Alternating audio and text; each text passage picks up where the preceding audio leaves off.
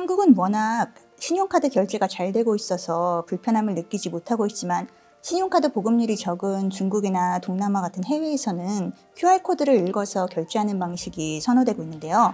우리나라에서도 이제 QR 중개 서비스로 간편 결제가 보편화되면 관광객들이 환전 없이 본인들이 쓰던 결제 방식 그대로, 예를 들면 알리페이나 위챗페이를 국내 어느 매장에서나 결제를 할 수 있게 되는 건가요? 네, 맞습니다.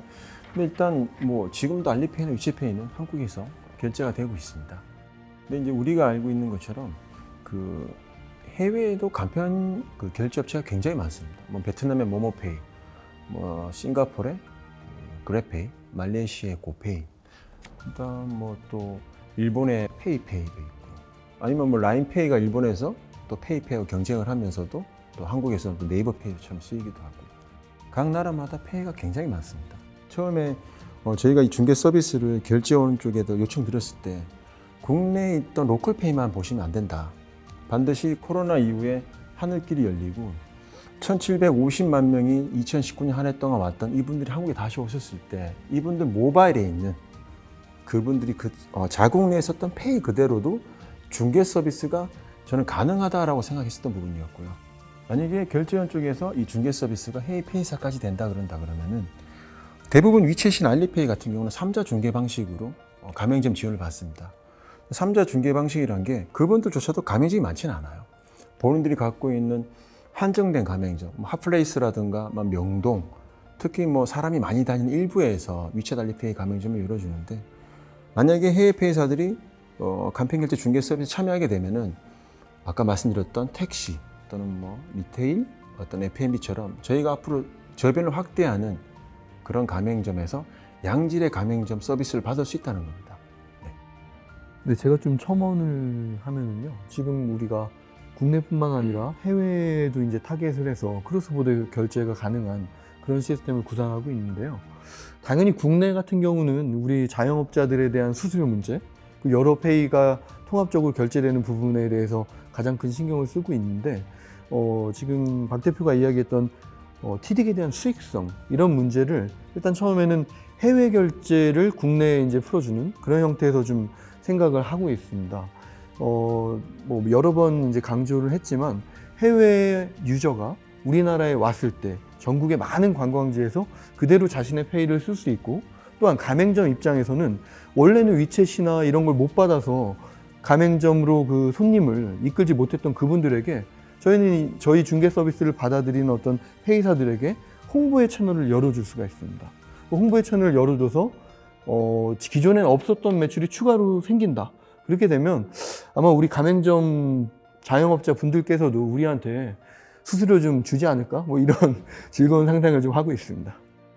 외국인이 저희 한국에 왔는데 자국에서 쓰던 이 모바일 지불 수단으로 별다른 것 없이 그대로 결제가 된다고 했을 때 결제가 돼서 생기는 편리함보다는 그런 서비스를 받는 데 대한 굉장한 높은 만족감이 있고, 또 그것은 저희 나라에서 제공하는 이런 이 모바일 결제에 대한 굉장한 신뢰가 생기지 않을까. 그래서 저희가 우선 택시의 사업을 먼저 하자고 제안을 드렸었는데요. 그것은 결국 쉽게 들어올 수 없는 지불결제 시장이지만 전체가 하나가 돼서 서비스를 제공할 수 있는 굉장히 어떤 응집된 어떤 장점이 많기 때문에 저희가 택시에서 우선 서비스를 제공하게 될 거고요. 이걸로 인해서 이런 사업 모델이 유통으로 좀 굉장히 빨리 확산이 되어서 나름 이 좋은 장점들이 좀 극대화됐으면 하는 바람이 있습니다. 저희가 아까 택시 말씀하셔서 그런데 보통 리테일 또는 F&B 다양한 가맹점에 어떤 QR 결제 서비스가 이루어진다 하더라도 관광객이 이제 공항에서 이미그레이션을 끝내고 제일 먼저 이제 게이트를 빠져나왔을 때 호텔을 가야 되든 어디로 가야 됩니다. 제일 먼저 이용하는 게 교통수단이거든요. 버스가 될 수도 있고 택시가 될 수도 있다는 경우죠. 그래서 저희가 봤을 땐 택시가 굉장히 좋았던 게 해외에서 제일 먼저 결제 경험을 할 수 있는 가장 근거리에 있는 지척에 있는 가맹점이라는 게 굉장히 해외 페이사들이 중개 서비스에 참여할 수 있는 어떤 요인이 되지 않을까 이렇게 생각하고 있습니다. 저희가 또 깨알 같은 어떤 서비스를 하나 이제 말씀드리자면 왜 해외나 아니면 해외 관광객들 우리나라에 왔을 때 그 나라의 가격을 보고 항상 이렇게 계산기를 좀 두들기시잖아요. 우리도 어디 갔을 때 이게 도대체 얼마야? 이러는데 우리 QR 서비스를 쓰게 되면 자신의 페이로 가맹점에서 제시하는 QR을 찍으면 그 가맹점은 당연히 그 자국의 통화로 저희한테 알려주지만 이 사람이 우리는 어디서 왔는지를 알기 때문에 중국인이면 중국의 런민비, 뭐 미국인이면 미국의 어떤 달러, 자국의 통화로 아 이게 얼마구나를 이제 뭐 다이너믹하게 알려줄 수 있다. 이것도 뭐 작은 깨알 같은 저희의 서비스 기능이라고 볼 수 있을 것 같습니다.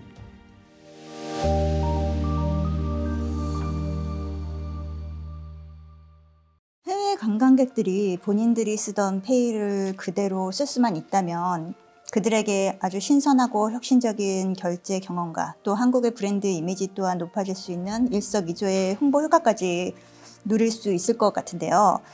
하지만 이런 결제 경험이 기술적으로 또 제도적으로 어려운 이유가 무엇일까요? 네, 실제로 이런 다양한 해외 간편결제 서비스들이 국내에 도입되는 것은 다양한 방식으로 좀 진행이 되어 왔습니다. 먼저 알리페이나 위치페이 같은 경우에는 알리페이 코리아, 위치페이 코리아 같은 해외 결제 사업자와 대행 계약을 맺은 일부 국내 사업자들이 중국의 관광객들이 많이 방문하는 관광지나 쇼핑 명소에 직접 알리페이와 위챗 QR판을 설치를 하거나 아니면 국내 간편결제 사업자와 제휴를 통해서 국내 간편결제 사업자의 QR코드를 해외 간편결제부로 인식해서 결제하는 방식으로 서비스를 하고 있습니다. 근데 이제 이러한 방식들은 가맹점이 국내 특정 간편결제사와 계약을 체결을 해야만 실제로 해외 간편결제를 쓸 수 있는 그런 한계점을 갖고 있습니다. 그거는 국내 간편결제 활성화와 똑같은 문제점이 될 수 있는 상황이고요. 그리고 뭐 일부 같은 경우에는 이제 해외 간편결제 사업자가 이제 국내 간편결제 서비스의 가맹점을 이용하기 위해서 해외 간편결제 서비스의 앱의 메뉴나 기능을 추가적으로 개발을 해야 된다는 기술적인 이슈도 있습니다. 물론 이제 슈퍼앱이 되면은 다양한 기능을 수용할 수는 있지만 실제로 뭐 400개가 되는 그런 다양한 페이를 한꺼번에 하나의 앱에 넣는 거는 좀 어려운 면이 있거든요. 그런 부분을 볼 때 어떤 저희 QR 중개 서비스가 그런 부분을 기술적으로 보완해 줄 수 있는, 그래서 슈퍼앱이나 그런 슈퍼앱 서비스가 더 잘 만들어질 수 있는 그런 지원을 할 수 있다고 생각이 됩니다. 네, 그러니까 저희도 아까 지금 선팀장께서 말씀하셨던 것처럼 이제는 대부분 이제 앱이 하나의 앱 안에서 모든 걸 이제 어떤 서비스를 지원할 수 있는 슈퍼앱으로 이제 많이 바뀌고 있죠. 카카오페이도 그 안에서 다양한 것들을 지원하듯이. 근데 이제 이 간편 결제 업체들이 굉장히 가짓수가 많고 그분들이 어떤 결제를 하기 위해서 그런 부분들을 따로 개발해서 인앱으로 집어넣기 시작하면은 이게 결제 어떤 하는 부분에 대해서 앱이 굉장히 무거워진다는 말씀을 저희도 충분히 기술회사이기 때문에 동의하는 부분이고요. 그래서 중개 서비스에 참여함으로 인해서 그런 기술적인 어떤 허들들을 굉장히 낮출 수가 있습니다. 비자 마스터가 결국에는 전 세계에 이러한 어떤 결제 네트워크를 구축했던 거는 모든 어떤 결제를 이어줬다는 부분입니다. 카드 결제 단말기를 전 세계에 다 수출을 하고 뭐 중간에 어떤 파트너사를 활용하겠죠. 근데 이제 QR 중개 서비스는 비자 마스터보다 저희가 더 굉장히 더 활성화시킬 수 있는 부분이 뭐냐면은 지금 현재 아직도 금융의 어떤 소외되어 있는 국가들이 굉장히 많습니다. 뭐 일례로 봤을 때 뭐 아프리카 쪽은 초하이퍼 인플레이션 같은 게 발생하는 경우죠. 그 다음에 동남아시아 같은 경우에도 계좌를 가지고 있는 어떤 국민들이 적습니다. 그런 사람들은 실제적으로 신용카드라는 개념이 없죠. 신용평가가 못 받기 때문에. 그런 나라에서 신용카드 문화를 가진 어떤 저희 나라라든가 어떤 뭐 다른 나라에서 갔을 때는 동남아시아라든가 뭐 말레이시아라든가 아니면 뭐 캄보디아를 갔을 때 결제할 수 있는 환경이 굉장히 갈라파고스입니다. 근데 또 지금 아까 말씀드렸던 것처럼 저희 중개 서비스는 결국에는 그런 어떤 굉장히 많은 비용이 들 수 있는 어떤 결제 환경을 굉장히 효율적으로 저비용으로 구축할 수 있는 획기적인 기술입니다. 그래서 이 기술이 금융결제원과 한국에서 활성화된 이후에는 반드시 저희가 해외 쪽에 이 기술을 수출해서 어떠한 페이들도 그런 결제 환경이 굉장히 안 좋은 나라에서 저비용으로 그런 시스템을 구축해서 국경 없는 크로스보더 결제를 지원하는 게 결국 이 중개 서비스의 최종 목표가 돼야 되지 않을까라고 저는 생각하고 있고, 그러한 세상이 반드시 왔을 때 정말 K페이라는 그런 어떤 이런 단어 자체가 굉장히 저는 어울리는 거라고 생각하고 있습니다. 특히 이 QR 코드를 기반으로 한 이 페이먼트 기술은 저는 처음에 이것은 기술이 아니다라고 생각했습니다. 프린터에서 하나 붙여놓고 그걸 찍어서 금액을 입력하면 결제가 되는 거니까. 우리나라에서 기존 금융 시스템에서는 말도 안 되는 기술인 거죠. 하지만 이것을 TD로 만들면서 고도화시켰고, 이 고도화된 기술들이 지금 현재 한국에서 페이 사업을 하고자 하는 외국 간편 결제사들이 많습니다. 저도 많이 컨택을 하고 있지만 굉장히 적극적으로 참여를 하고자 합니다. 그래서 저희가 단 여기에서 이것을 운영을 두빈나라에서부터 하는 게 아니고 금융결제원이 운영을 하다 보니까 굉장히 공신력이 있고, 우리나라는 그 전자정부가 굉장히 잘 되어 있지 않습니까? 이런 전자정부 3.0 또 금융결제원이 가지고 있는 디지털 금융기술 이런 것들을 코이카를 통해서 동남아라든가 제3국으로 굉장히 많이 지원을 해주고 있습니다. 무상으로 구축을 해주기도 하고.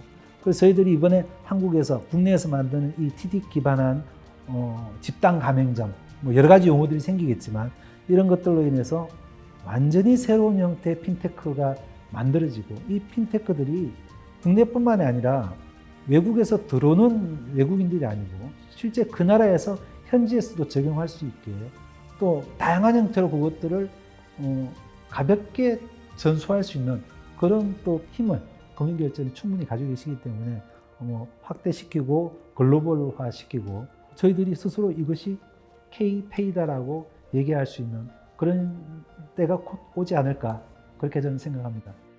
네, 지금까지 저희가 이번 세션에서 말씀 나눈 것처럼 실제로 그런 꿈들이 이루어지기를 좀 바라는 바고요. 예, 또 그러기 위해서 제가 전 세계적으로 최고의 수준의 그런 지급결제 시스템을 이끌어온 금융결제원에서 그동안의 노하우를 집약해서 전 세계의 모든 QR 결제 수단을 연결시켜주는, 또 하나의 혁신적인 결제 시스템을 중개해주면서 세계로 뻗어나가는 글로벌 중개 시스템을 구축할 수 있도록 역할을 다 해보도록 하겠습니다.